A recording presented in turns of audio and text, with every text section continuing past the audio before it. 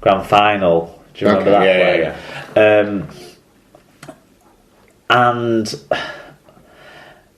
And then that was it for attack, really. Right.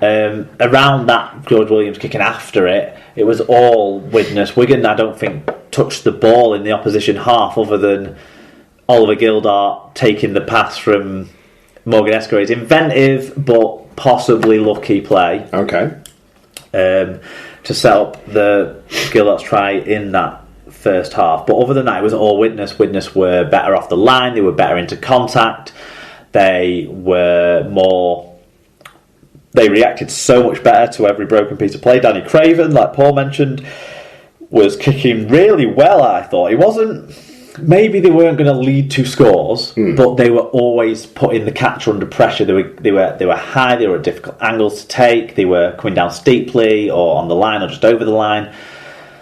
One of those led to the position for the first Widnes try. Lloyd White was very clever and scheming. Jeremiah not quite as good, but still quite okay when he came onto the pitch. But I thought Wigan were lethargic, slow to meet the line, always hanging back, hesitating, possibly worried about where Hanbury was going to be, what the ball was going to do to that. But Hanbury, actually, of all the Widnes players, was probably the least effective. Maybe we spent so much time worrying about him that was the only person we defended well. Tom Armstrong wasn't defended well. He managed to break tackles aplenty.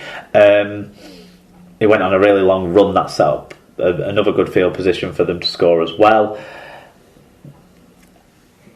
Then, when the penalty was given against Morgan Escaré for not getting up to play the ball when the Widnes player was straddling him, and from my point of view, it should have been a Wigan penalty, but, you know, whatever. The ref called it that Escaré was kind of going forward with the player on top of him rather than trying to actually stand up. I don't see how he could have ever stood up in any situation without the player getting off him first. But that's the way it was called. When Hanbury was lining up that kick, which he did do well in this game, kicking, for goal, O'Loughlin came back onto the field to replace Joel Tompkins, who just started to give away penalty after penalty after penalty. And he had a word with the other forwards who were on the pitch. And Tony Clubb, up to that point, had been the least inspired I've ever seen him play in a Wigan shirt. His next carry after that, he ran through three men, took it 15 metres, set the ball rolling, and then Wigan's left edge came back into action, and George Williams started to fire and click. And Sean O'Loughlin was the impetus for all that, and I think he was probably Wigan's man of the match, along with like the Farrell Gildart Burgess magic axis. We are not going to start the season. Williams. We are not calling it the magic axis for the next 30 Well, we need a name for it. It's absolutely glorious. Your left edge. It has a name. The holy left edge.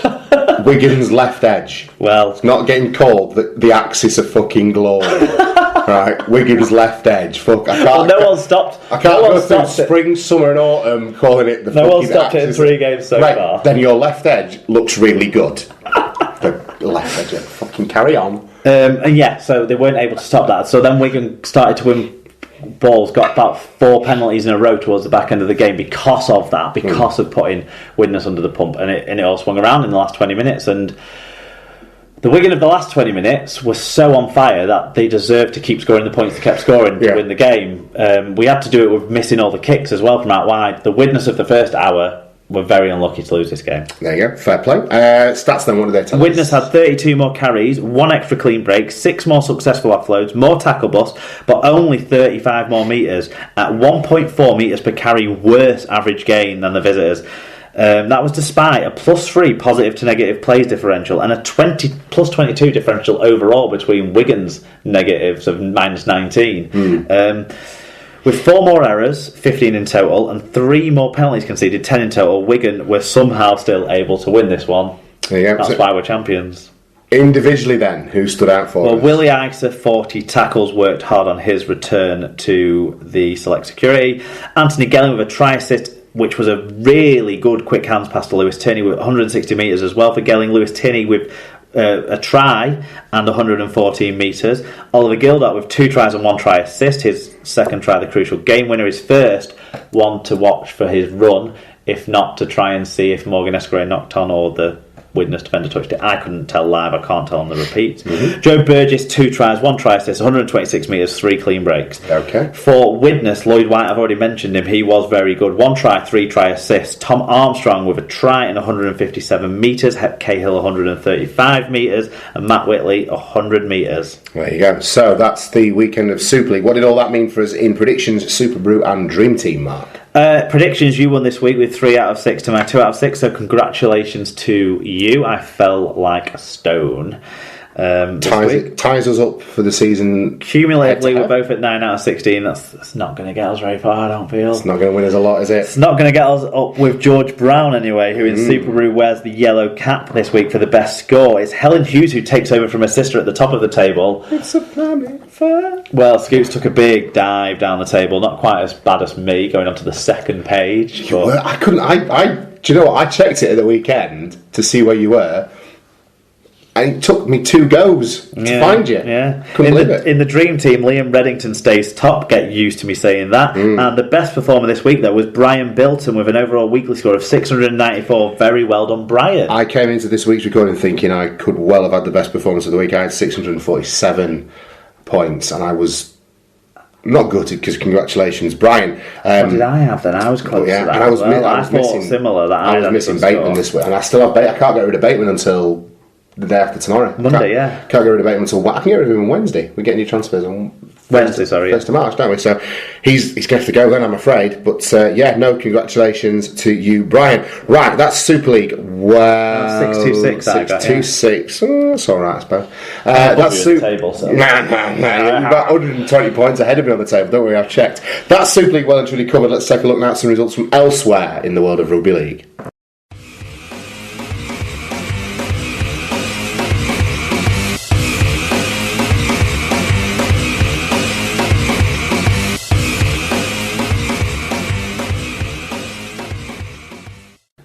So, 2 other results then, Mark. It was round 4 of the Championship this weekend. Sheffield were beaten at home 10 points to 54 by Matt Diskin's Batley Bulldogs. It was Swinton 13, Featherstone Rovers 30. The theme of away wins continued as Rochdale were defeated 6 points to 20 by the Halifax Blue Sox, and we even got some feedback on this one, Mark. Yeah, Ballhawk said, Hornets started very well, but Fax appeared to go up a gear or 2 after about 20 minutes. Some errors and poor calls made it difficult for Hornets' end to the first half. Second half was almost all Fax poor discipline, dubious rest calls, and a Fax team who managed the game much better was enough to see off the Hornets, who will want to quickly forget this and move on. And I'd like to encourage Ballhawk to stay in touch with us and keep us up to date on things from your end. It was Hull KR 48, Oldham 0. Dewsbury beaten again 6 points to 20 at home against the London Broncos, Mark. Yeah, Chris Macy said a better response from the lads, but still a bit of a Jekyll and Hyde performance, but the lads played to the conditions well. 26 points and 25 penalties probably speaks volumes,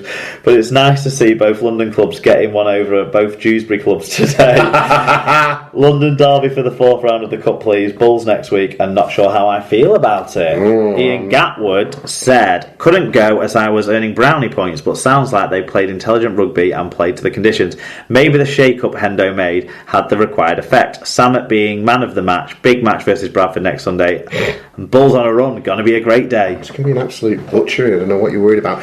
Final game of the weekend in the Championship saw the Bradford Bulls defeat Toulouse 29 points to 22, a game you attended whilst I was ruining my arse. Yes, we'll start with Shoddy and Mungo. He says, I have to admit that talking to Mark rather distracted me from the finer details of the game, but in summary, we scored more... That's a very backhanded way of saying you spoiled his afternoon. He more than held his own conversation-wise. We scored more than they did, 2 points, and we will do well to hang on to Ethan Ryan.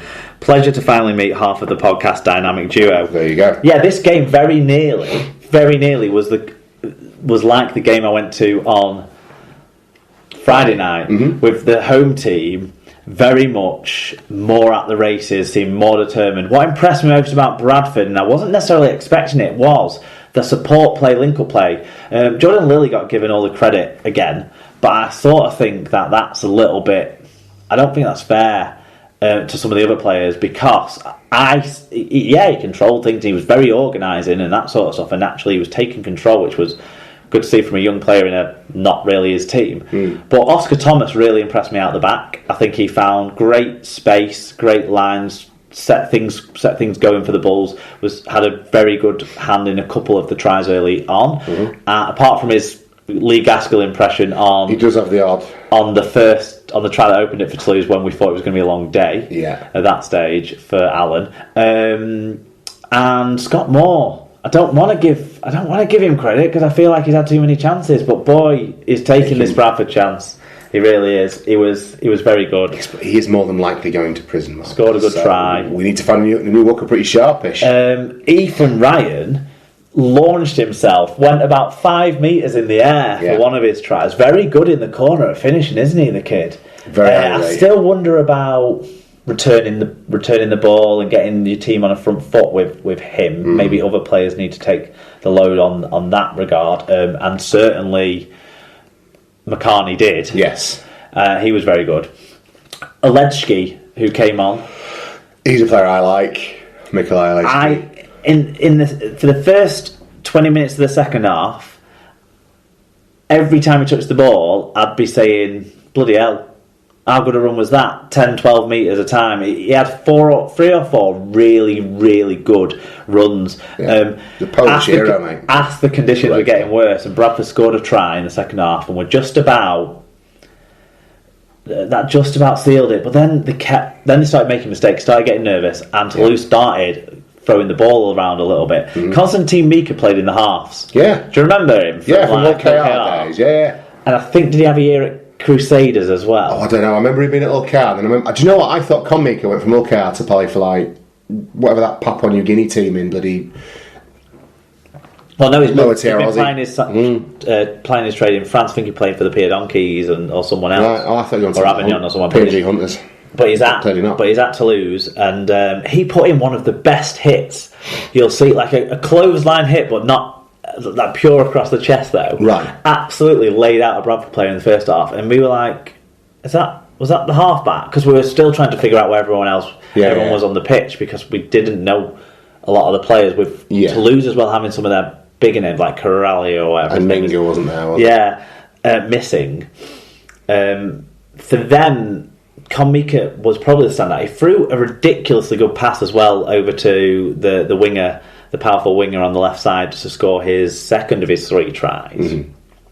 And then there was they scored a try late on, did Toulouse, and the touchline conversion in ridiculous wind, and I thought it was going to be missed, and it went over. And Oscar Thomas had been flawless goal kicking, by the way. He's a great goal kicker. His bad one hit the post. Let's put it that way. Yeah.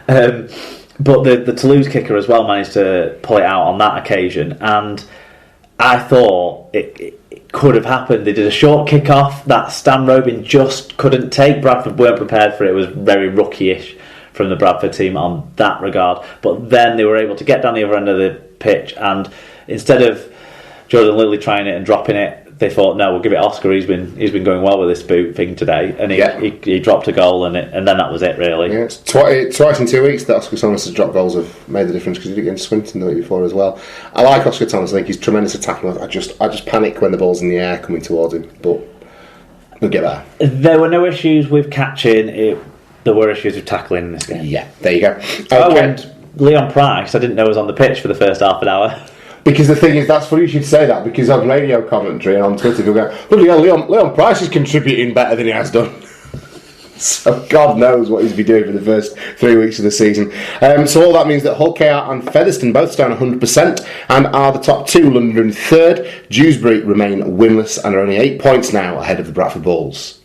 Challenge Cup round 3, Mark. We nearly had a surprise on our hands, didn't we? The Wolfpack. Whoa. It was Siddal 6, Toronto 14, but Siddal led 6-4 at one point.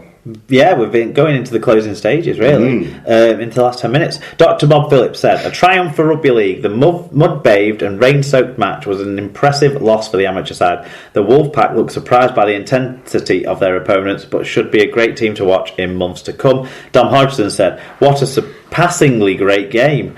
I hope to see the viewing figures from the BBC. 40,000 live viewers apparently on the web feed, and it gives them a kick up the arse to put a bit more effort and another camera into these rounds, and who knows, maybe even show it on proper telly.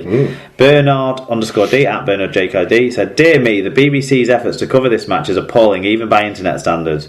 One rain-sodden camera, incredible, and the commentators are laughing at the fact that they have just one